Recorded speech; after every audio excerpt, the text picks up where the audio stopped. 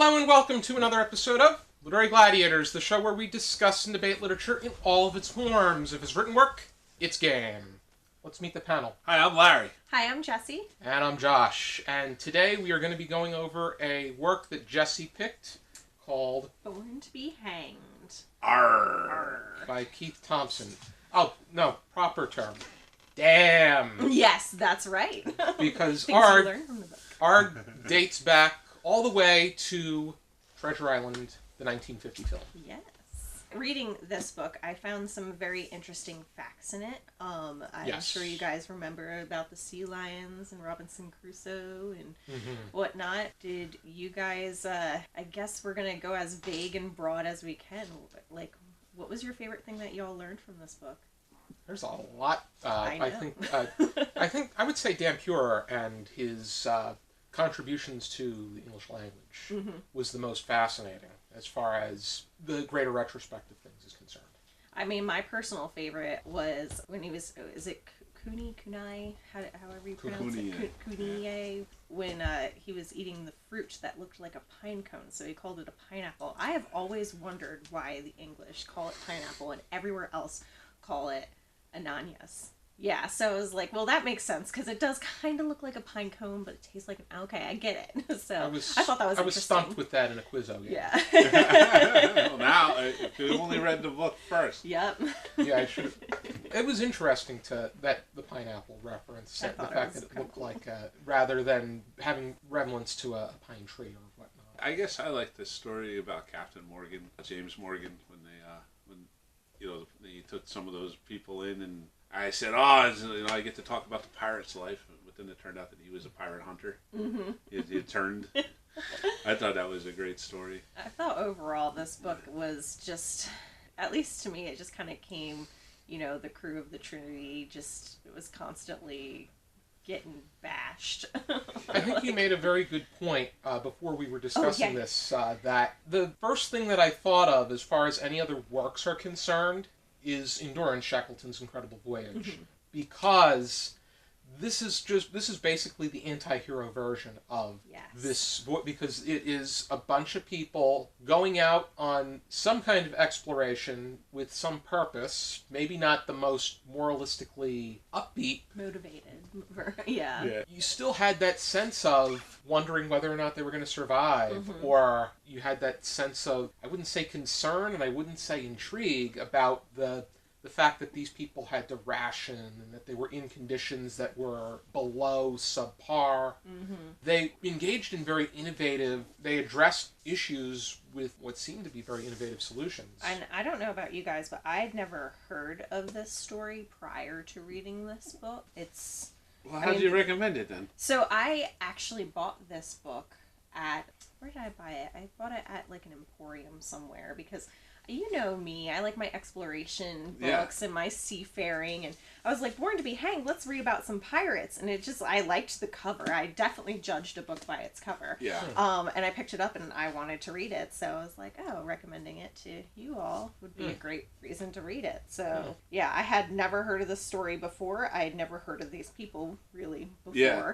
And James Morgan's the only one, really. Yeah. There might have been one other name toward the beginning, but I know they talked about Francis Drake, which I was like, okay, I know who that is, but who are these people? And they're out to try to rescue a princess, like for Indians, or like what would you call them? Natives. Yeah, just natives, I guess. That was one of the areas. I mean, I think they started out with the rescue of the princess. I don't think it really. It didn't. it wasn't very reflective. Sometimes the chapter names and sometimes the way that they lure you into the next chapter, it didn't really amount. It would be like it's kind of like the Wizard of Oz effect, where they pump up the wizard to be far more extraordinary than he really is. And I mean, overall, like, I didn't think it was a bad story. It just, I mean, if we're comparing it to Endurance is my favorite. So I don't think it was a story. It was just kind of a barrage of facts. Yes. For what it was worth, it really set a good example. But it was limited because it was relying on the journals of the pirates, or the buccaneers. And I thought it was interesting not interesting, but maybe, I guess, the term is maybe a little bit more confusing in some aspects, where I felt like I was almost getting lost in a lot of the sentences where it was like, and then they went here and then realized they had to go back here. And were they going to attack this place again, or were they not going to? And then it turns out they were all just dying. So then they did have a map. They were delirious. So I think one thing that I liked about Endurance that this did not have is the character guide at the beginning, or the guide. I was going to say. So they should have had it sorted out. Mine had like a nice little... Mine does too. Oh, it does? Okay. Yeah. Because I did notice this in the beginning, and Endurance had that too, where it was like, oh, they started here and went this way. But you see, this is where I got confused. Where it's like, we went this way, and then we went back this way, and then we went this way, and then we went back this way. That's why they had the dates. Yeah. But they... Democracy. Yes. But I think that there were certain characters that you were able to grow more attached to, such as Ringrose. Yeah, Ringrose is probably the one that stood out the most. Yeah, same. I did like reading about Peralta, though. He seemed very into helping them. Whether I mean, I feel like they didn't really go into much detail. It just sounded like, oh, yeah, this guy wanted to help him. It's like, they questioned him, but does that mean tortured, or does that mean he was willing to give up information? Like, I don't, like, I feel like they did have a lot of facts, but they also didn't. I like Wafer, the surgeon. Mm-hmm. Yeah, and all his stuff was stolen by the slaves that they had carrying everything over on, what island was that?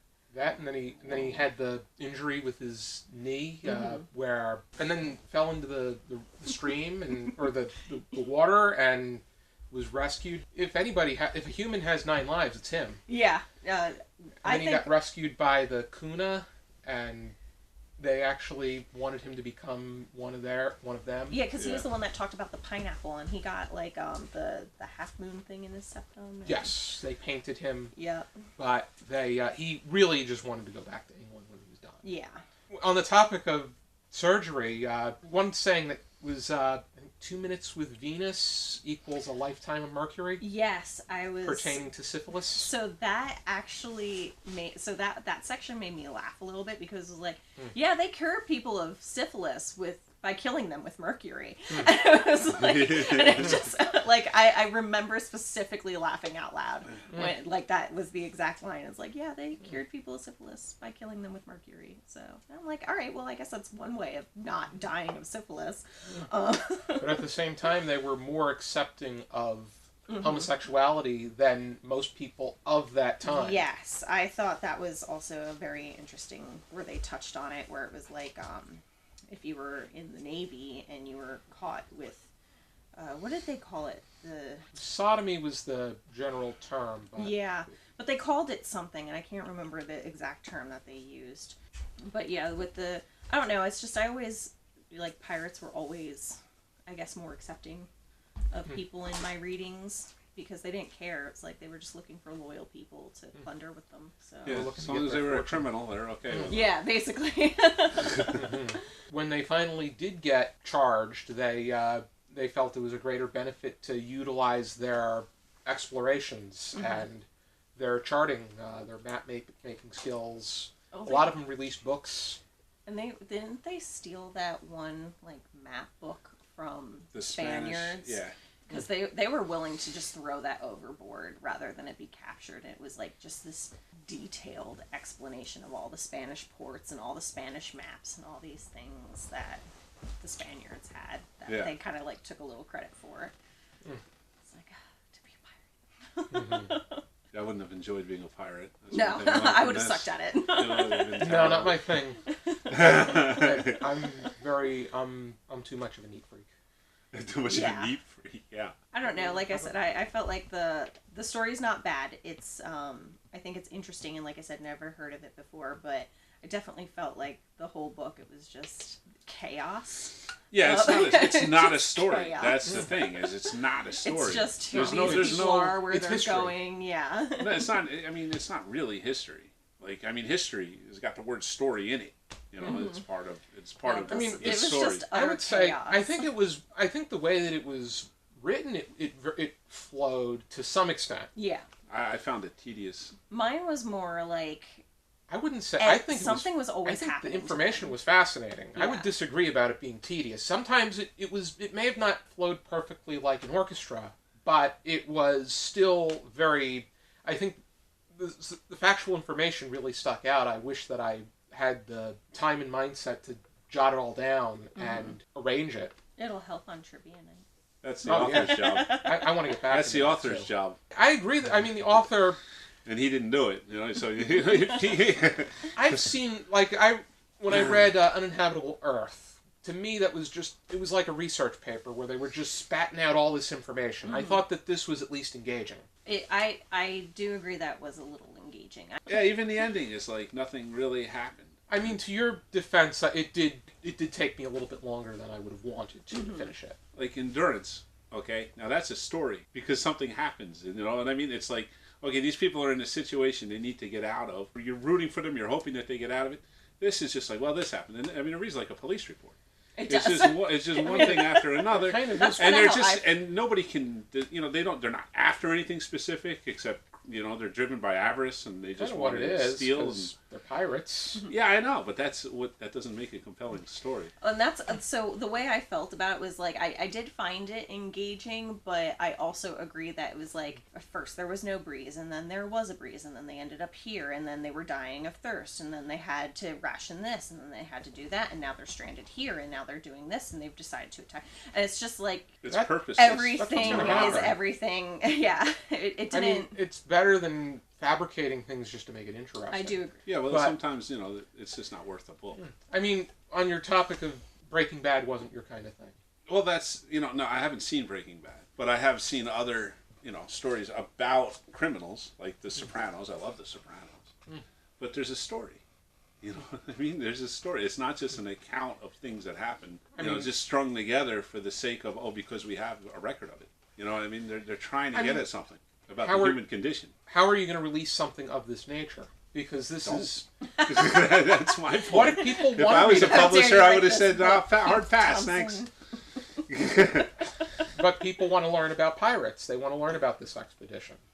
I almost recommended another book called Under the Black Flag, which was the golden age of piracy, but I want to read this one, so maybe next time we can do that one. See if it reads the same. Yeah. Yeah. Larry says no. I don't. I mean, like I said, I enjoyed the read. I just, in comparison to other books such as Endurance, it doesn't have the nice flow. Endurance is like the gold standard of nautical adventure. It was perfect. Yeah. Ready? How would we rate this? 0 to 5 stars, half stars permitted, Larry? I would give it 1 star. Oh. I didn't go that low. I didn't He was enjoy like, I hate this. It was okay, but no, it wasn't really. I didn't like it. So there, 1 star. Sorry, Larry. Jesse? That's okay. I'm going to give it 3 stars because I thought, I did enjoy some aspects of the story. I did learn some things. But overall, I felt like the book itself was relatively average in the way that I did get confused on some things, and it just felt like you said, just an account that wasn't strung together super well. But I didn't hate it, so. I'm going to give it 4 because I think that for what it was worth and for what Keith Thomson what he had in his possession, as far as information is concerned, I think that he was able to make a lot happen. Mm-hmm. I think that he made it as engaging as possible. He made me as interested in the figures as possible. Until somebody is able to come along and do that and outdo him, I think that Thomson... I will make note that one of the things that I did like that the author did was whenever... For example, there was one part where I think it was Cox was supposed to deliver a speech, but there's no record. It's like he would have been expected to deliver a speech based on the circumstances and in the past what he had done, but there's no record of his speech. So this is likely what he would have said or would have accounted for. And I think he does fill in some blanks pretty well, just based on other facts, and he mentions that too, and I think that was well done. Yeah, that's exactly where I was, because he does make mention to that. This is what he's able to provide. Mm-hmm. Not necessarily saying that, ignoring it, or trying to fill in something with flowery fictional. Mm-hmm. With what he had, I was impressed with what he was able to do. Probably not the greatest work of nonfiction that I've ever read, but still something that I would... something that I think would get people into pirate history. And I don't know, like I said, I have other books that I want to read about pirates, so I'm glad I read this one since it kind of predates some things, and so I'm glad I read it. Okay. I would recommend the Wikipedia article on piracy. Wonder who submitted to that.